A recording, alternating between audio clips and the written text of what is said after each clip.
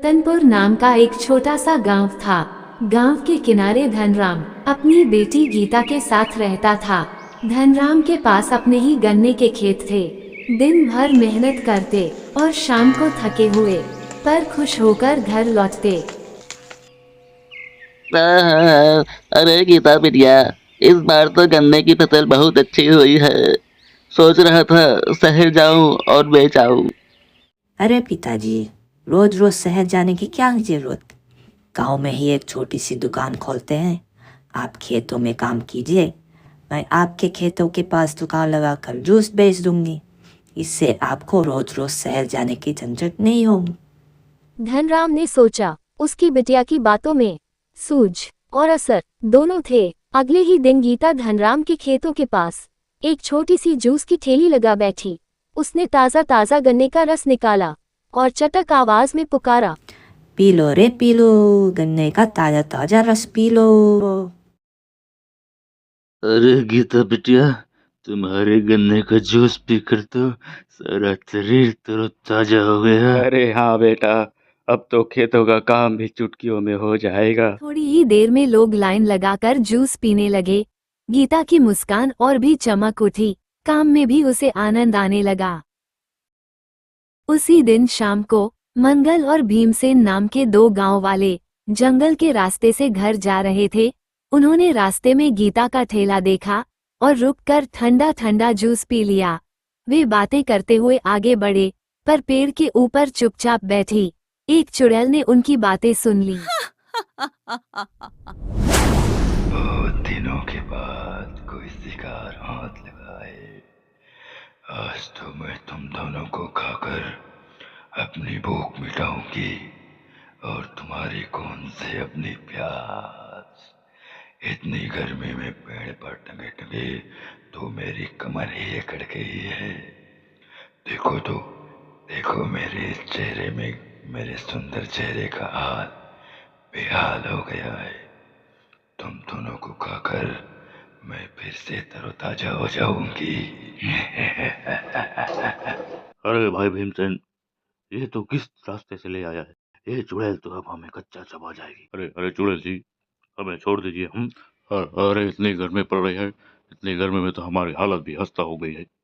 ऐसे में आप हमारा खून पियेंगे तो आपको लत लग जाएगा। अरे हाँ, अरे पीना ही है तो गन्ने का जूस पियो। इससे आपको ताजगी और मिठास दोनों ही मिल जाएंगे। गन्ने का जूस? कहाँ है गन्ने का जूस?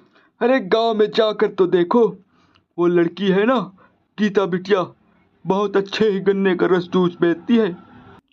अरे वाह, तो मैं भी गन्ने का रस पीऊंगी, पर उससे पहले तुम्हारा काम तो तमाम कर दूं।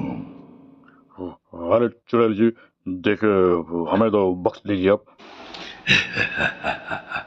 तुम दोनों को छोड़ दिया तो तुम दोनों सारे गांव में मेरे बारे में बता दोगे, इसीलिए तुम्हें तो मानना ही पड़ेगा।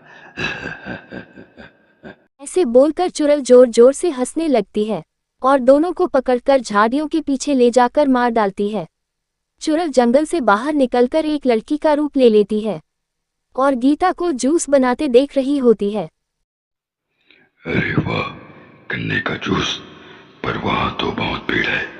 ऐसा करती हूँ, भीड़ खत्म होने के बाद वहाँ जाती हूँ। जैसे ही भीड़ खत्म होती है, चुड़ैल गीता के पास जाती है। मुझे जूस चाहिए, पर मेरे पास पैसे नहीं है।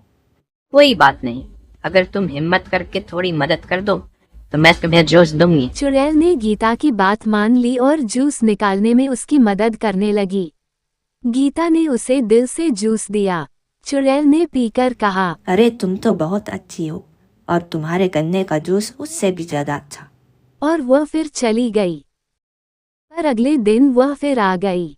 हर दिन वह मदद करती और बदले में खूब सारा ताज़ा जूस पी जाती। कुछ दिनों बाद गांव के पास एक कार रुकी। रमेश और मनोज नाम के दो शहर के लड़के निकले। वे बोले, अरे वाह यार, यहाँ गांव में भी जूस की दुकान। और देखो तो गांव की गौरी कैसा जूस निकाल रही है। अरे और यहाँ तो एक नहीं दो दो हॉट गर्ल है। अब समझ आया कि इतनी गर्मी क्यों है यहाँ पर।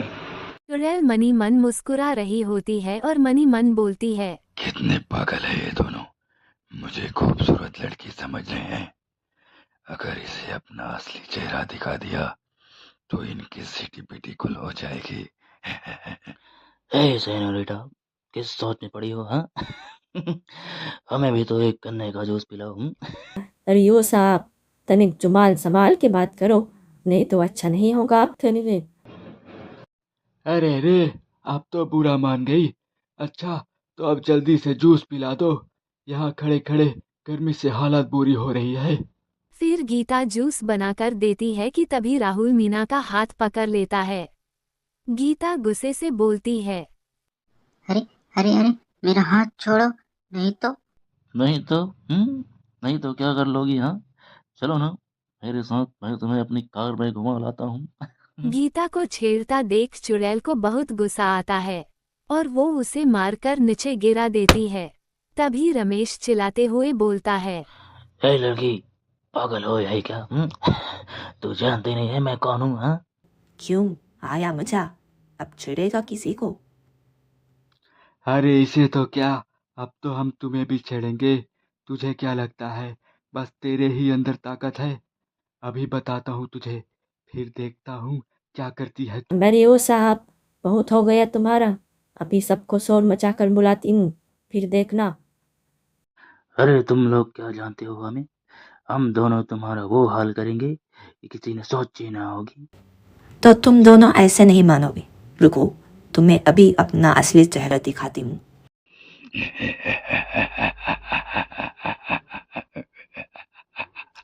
ए, ए, ये तो भूत है। अरे बाप रे बाप, ये तो चुड़ैल है।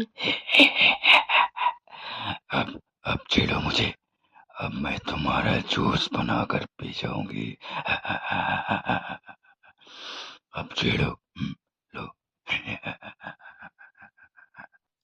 अरे अरे अरे चुड़ैल जी, हमें छोड़ दो। अरे अरे हम किसी को नहीं छेड़ेंगे चुड़ैल जी, हमें जाने दीजिए चुड़ैल अब जी। बताओ, अब छेड़ोगे किसी को? हाँ, अब छेड़ोगे? अरे अरे नहीं चुड़ैल जी, अब तो हम अपनी गर्लफ्रेंड को भी नहीं छेड़ेंगे ना। अरे ए भैया बचाओ कोई, हाँ बचा लो कोई, हमें जाने दीजिए चुड़ैल जी, जाने दीजिए। ए भैया कोई है क्या बचाने के लिए हमें? ठीक है, तो जल्दी से भागो यहाँ से, भागो जल्दी। अरे तुम एक चुड़ैल हो, मगर फिर भी तुमने मेरी मदद की है। आपका मदद के लिए बहुत बहुत शुक्रिया चुड़ैल जी। तुमने भी तो मुझे मुफ्त में जूस पिलाया है। Bye bye. गांव वाले इस घटना पर चर्चा करने लगे। कुछ ने कहा कि ये चुड़ैल थी, कुछ ने कहा कि कोई अजनबी लड़की। पर गीता ने अपना काम जारी रखा। उसने जलन या डर को अपने अंदर रखा और मेहनत से हर दिन जूस बनाती रही। चुड़ैल अक्सर आती, कुछ बार मदद के लिए, कुछ बार सिर्फ जूस पीने के लिए, पर उसने गांव वालों के भले के लिए कोई और बुरी हरकत नहीं की।